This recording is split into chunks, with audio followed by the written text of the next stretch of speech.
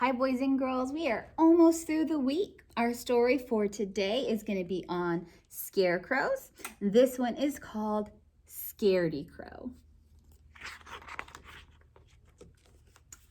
On a large farm in the country lay a cornfield, and in the middle of the field stood one lonely scarecrow.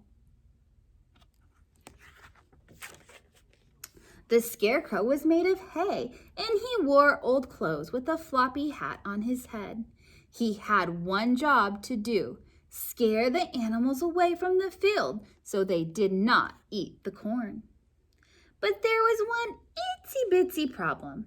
The scarecrow was afraid of the animals.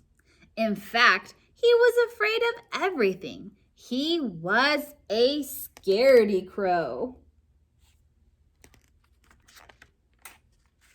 When crows flew by in the day, Scaredycrow would say, "Oh no, here comes the crows. Please don't peck at my hay."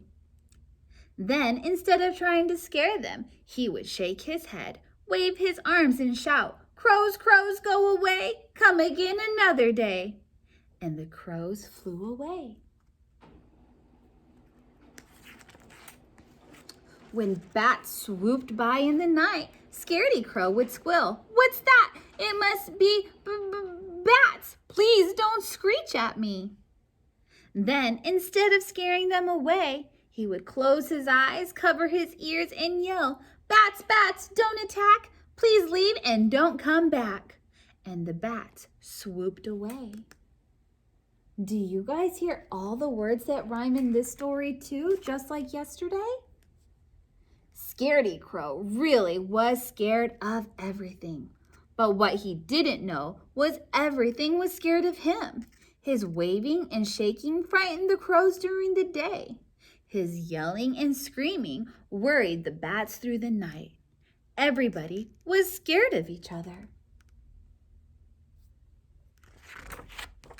Then one day, a little brown field mouse moved to the farm. All the animals greeted him. The mouse noticed Scaredycrow standing by himself in the field. "Who's that?" he asked his new friends. "Whatever you do, stay away from that scarecrow. He's scary," the bats and crows warned. "He loves to yell and will catch you if you go near him." The little mouse looked back at Scarecrow again. He didn't look scary at all, just very lonely. "If the animals hadn't greeted me when I moved to the farm, I might have been all alone," thought the mouse. "Maybe all he needs is a friend." So the little mouse scurried into the field. When Scaredycrow heard the little mouse, he closed his eyes and shrieked, "Eek! A monster!" But even though Scaredycrow startled him, the little mouse did not run away.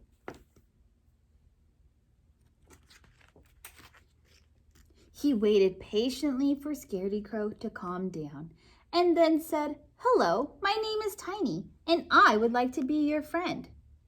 "You want to be friends with me?" asked Scaredycrow. He had never made a friend before. He was always too scared.